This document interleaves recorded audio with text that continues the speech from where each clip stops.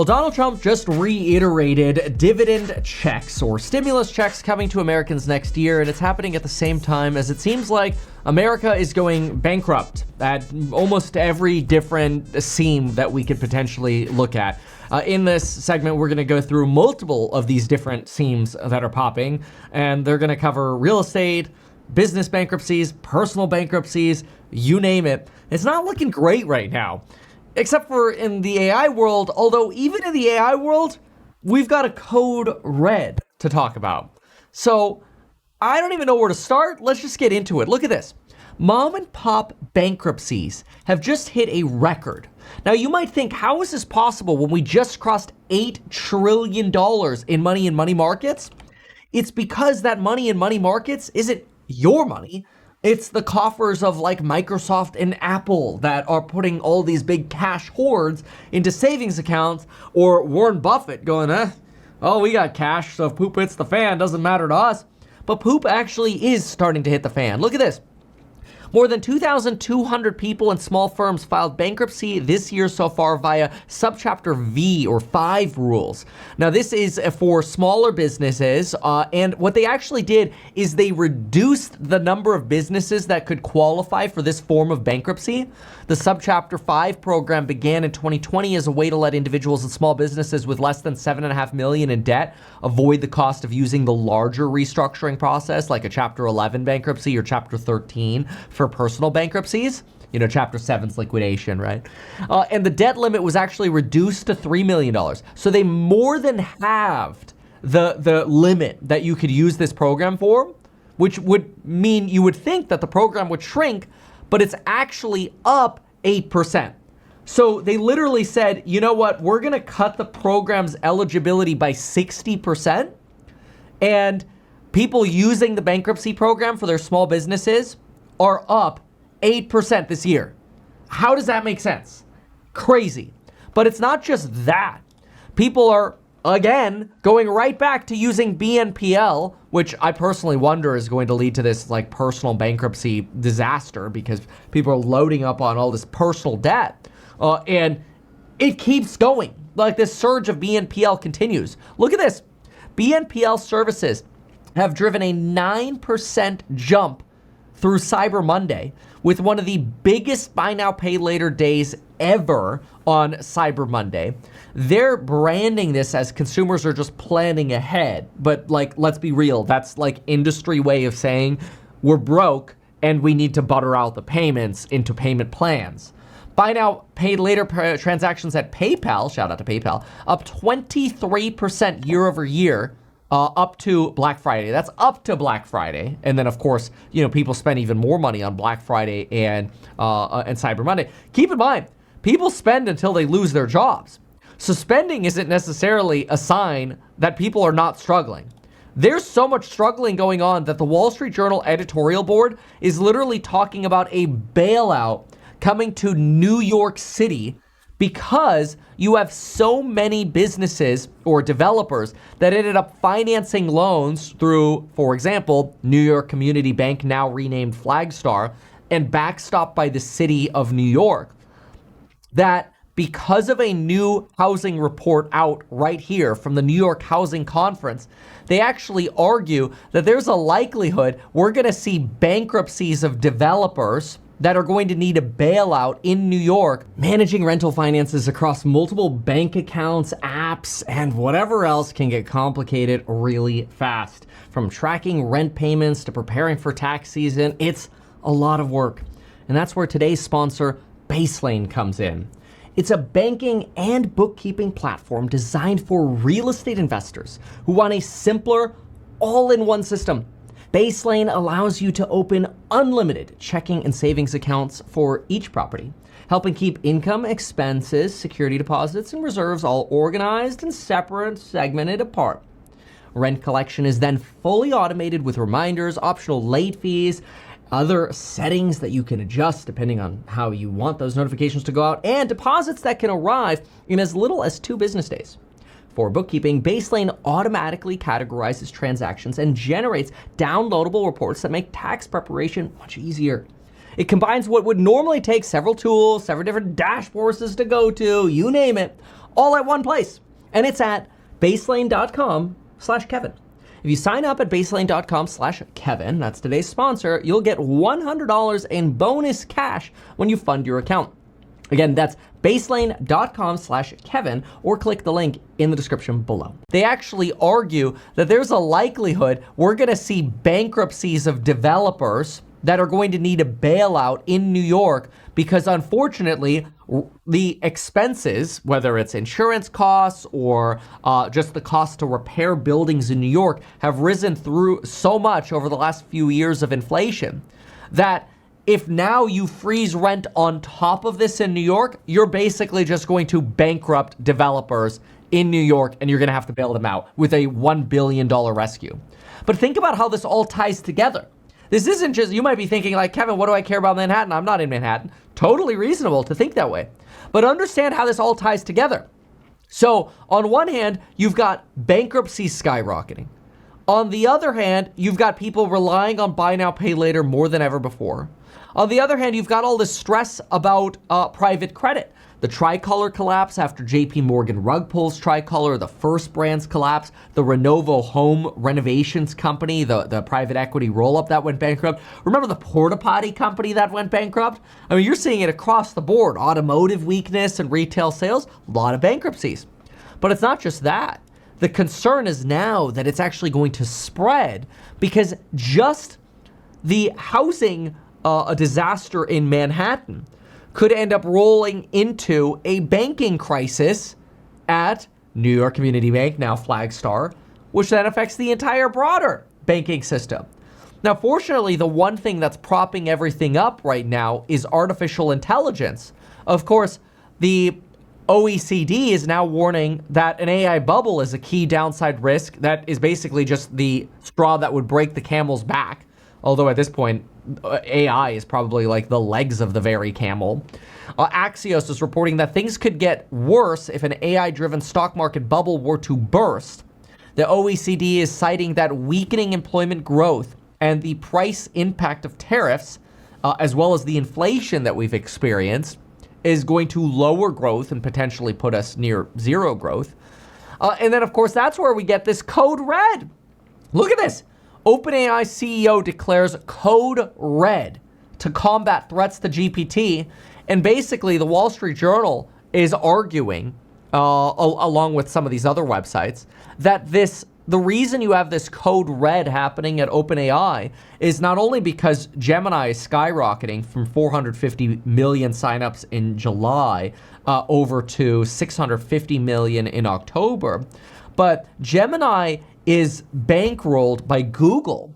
Google's got all the cash in the world. I mean, we'll go pull it up really quickly so you can see.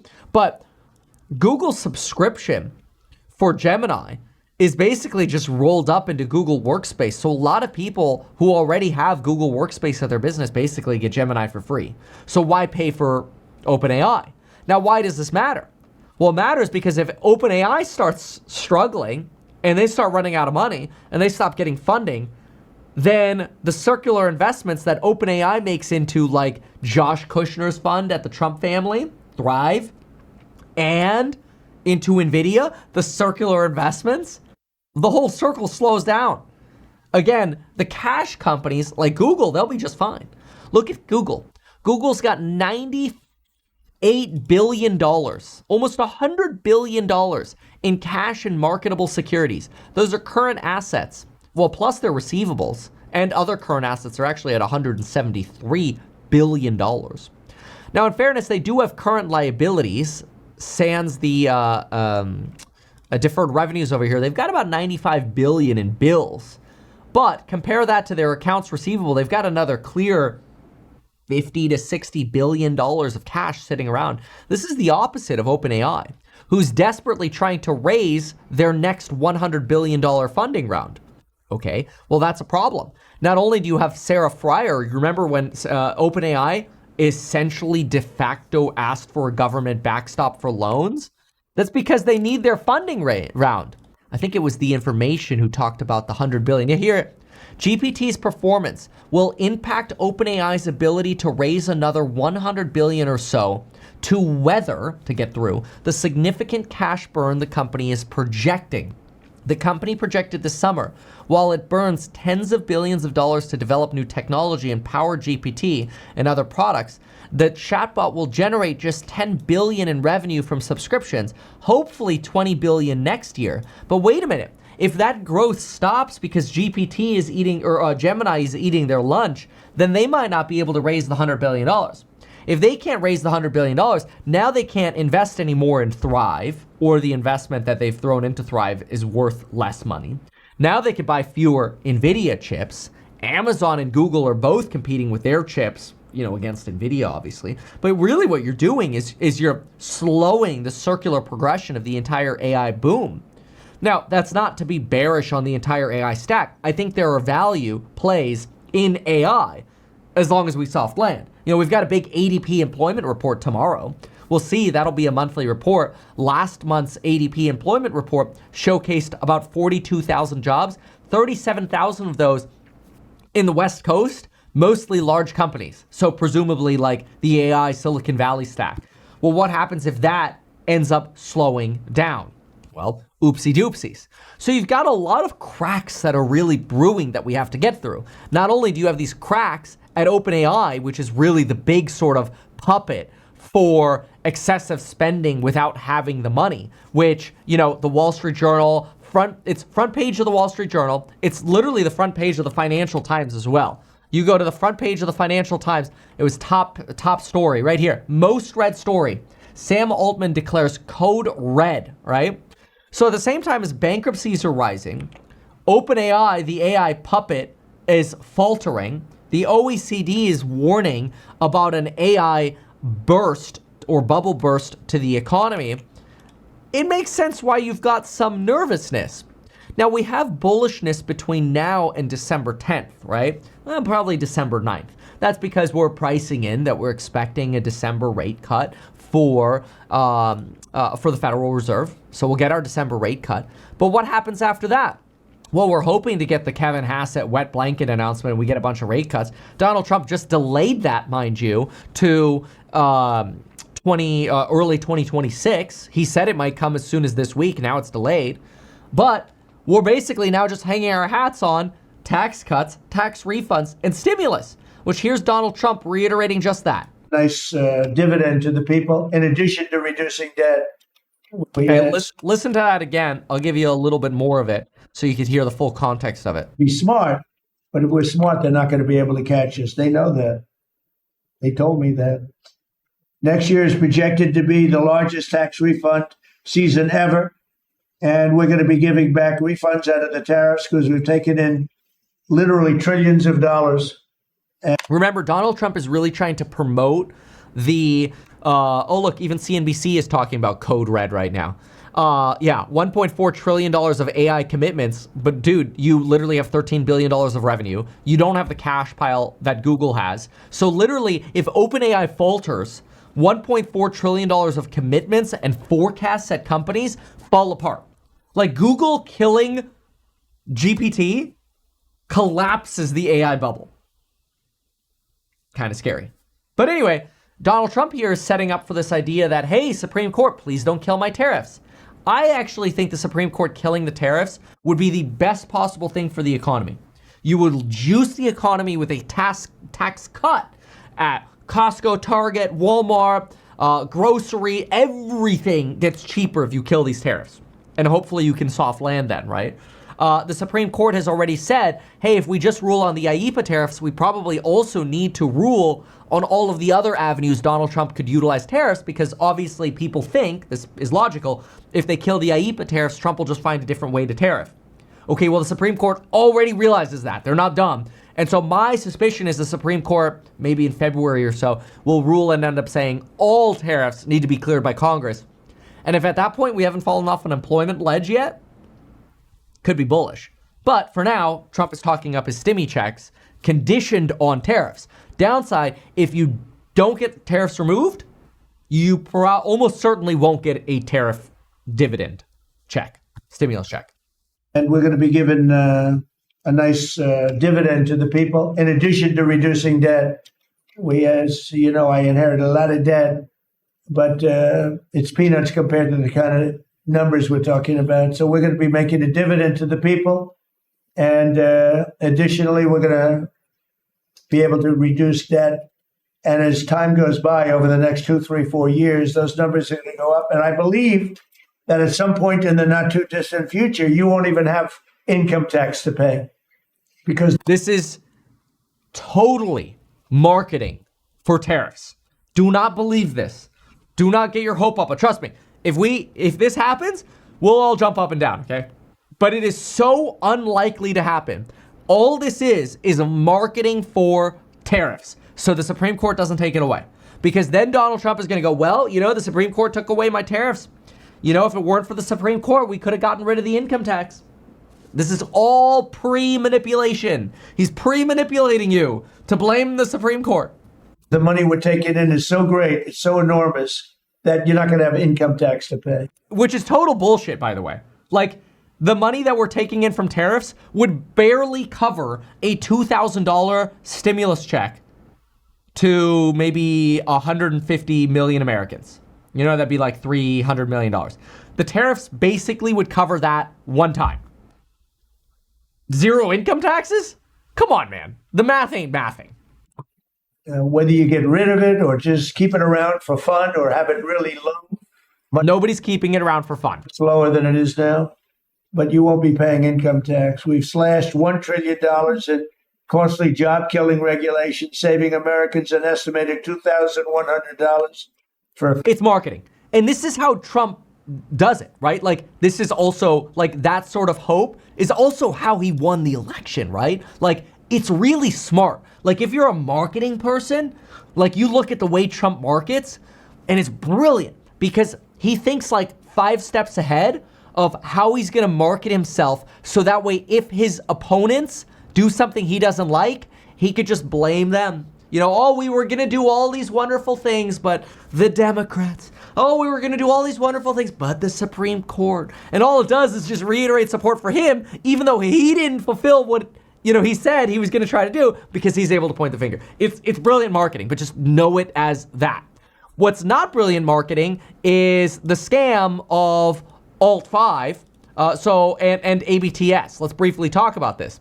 So Alt5 is a stock that I've been dumping on since it was about $9. It's basically a WLFI trading treasury company where they buy Donald Trump's World Liberty Financial Token. And the whole premise is we're going to issue stock to go buy WLFI. It just provides exit liquidity for the Trump family so they can cash out. So Eric Trump and the Trump family, they go do the circuit. They hit Fox News. They hit people who are literal idiots on crypto. They literally know nothing about crypto other than like, hey, I could use this to market my fund. Okay, let me show you the epitome of crypto idiot. Okay, ready for crypto idiot? Wow. Crypto idiot. You watch the video, you were like, wow, this guy is dumb. If this guy can be so successful by running that, his real estate fund and his, conferences or whatever, it should give you the greatest optimism that you too can be great. Because if this guy could do it, you could do it. But this guy knows nothing about crypto, and he's getting shilled by these guys to buy the American Bitcoin company, or frankly, Alt5, because they're doing that circuit. And I mean, look at this. Alt5 since $9 is trending towards my $0 support line because it's a scam, okay? American seniors are getting ripped off thinking they're getting exposure to some future fintech assets because these people go on Fox News and shill this crap. And the other one is this, the American Bitcoin Corporation, okay? It is down 38% today. It is going full U-turn here. It's a spin-off. Hut 8 basically dumped their server stacks to these people to go mine Bitcoin. And then, the Trump family is like, oh, we'll use this to go get some more liquidity for our bull crap. What a surprise. It's collapsing. Anyway, so be careful. People are good at marketing, but it's not a surprise. You're also getting this. Crypto firm tied to Trump's see share price halve in 30 minutes. Wow. 50% of your money gone in 30 minutes. Great. Co-founded by Eric Trump, wiped down more than half of its value in 30 minutes on Tuesday. I mean, now it's only down 38%, so I don't know if that's any kind of like consolation. But it shows you like our economy isn't really strong. It's faux strong. So this Atlanta Fed real GDP thing, I think is a little bit of an illusion right now. And look at this, it's got us at 3.9% for GDP. That's ordinarily really great. But think about it. People are stretching their personal finances with buy now, pay later. They're still clinging onto a job, so paycheck to paycheck spending works, but bankruptcies are rising, private credit issues are brewing. You've got people talking about bailing out developers in Manhattan because it's gotten so damn expensive to deal with Manhattan's idiotic rent control program. Mind you, when you hear rent control, I just want you to be clear. When you hear rent control, you should think real estate prices up. Okay, the more you do rent control, the more you squeeze prices up because you disincentivize building. It's Econ 101. Well, it's probably Econ 102 because a lot of people haven't taken the class. And I love the comment section here because it's like, you think housing is expensive? Just wait until it's, quote, free. Or like, this is a good one.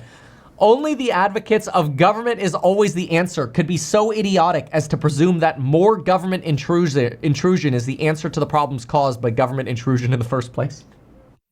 Bam! It's a mic drop. It's so good. So we have serious problems in the economy. I pray that somehow OpenAI doesn't take us down.